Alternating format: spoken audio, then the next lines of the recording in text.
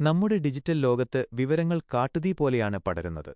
വാട്സാപ്പിലൂടെയും മറ്റ് സംവിധാനങ്ങളിലൂടെയും നമുക്കൊരു സന്ദേശം ലഭിക്കുമ്പോൾ അത് പെട്ടെന്ന് മറ്റൊരാളിലേക്ക് കൈമാറാൻ നമ്മുടെ വിരലുകൾക്ക് തിടുക്കമുണ്ടാകും. അവിടെയാണ് നമ്മുടെ വിവേകം പ്രവർത്തിക്കേണ്ടത്.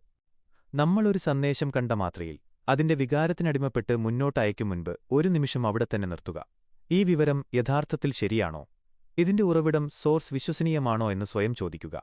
തെറ്റായതോ, തെറ്റിദ്ധാരണയുണ്ടാക്കുന്നതോ അല്ലെങ്കിൽ വിദ്വേഷം ജനിപ്പിക്കുന്നതോ ആയ കാര്യങ്ങളാണോ ഈ സന്ദേശത്തിൽ ഒളിപ്പിച്ചുവച്ചിരിക്കുന്നത് എന്ന് സൂക്ഷ്മമായി ചിന്തിച്ചുറപ്പിക്കണം. ഒരു പൗരൻ എന്ന നിലയിലും ബുദ്ധിയുള്ള ഒരു വ്യക്തിയെന്ന നിലയിലും സന്ദേശത്തിന്റെ യാഥാർത്ഥ്യം പരിശോധിക്കാനുള്ള ഫാക്ട് ചെക്ക് ബാധ്യത നമുക്കോരോരുത്തർക്കുമുണ്ട്. ലഭ്യമായ വിശ്വസനീയമായ മാർഗ്ഗങ്ങൾ ഉപയോഗിച്ച് അത് സത്യമാണോ എന്ന് ഉറപ്പുവരുത്തിയ ശേഷം മാത്രമേ അത് മുന്നോട്ടയക്കാവൂ. നമ്മുടെ ശ്രദ്ധക്കുറവ് കാരണം ഒരു വ്യാജവാർത്ത പോലും പ്രചരിക്കപ്പെടാൻ ഇടവരരുത്. ഓരോ തവണ പങ്കുവയ്ക്കുമ്പോഴും നമ്മൾ ആ സന്ദേശത്തിന് നമ്മുടെ അംഗീകാരം നൽകുകയാണ്.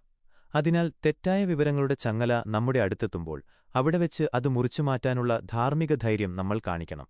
നമ്മുടെ വിരൽത്തുമ്പിലെ ഓരോ ക്ലിക്കിലും വിവേകമുണ്ടാകട്ടെ.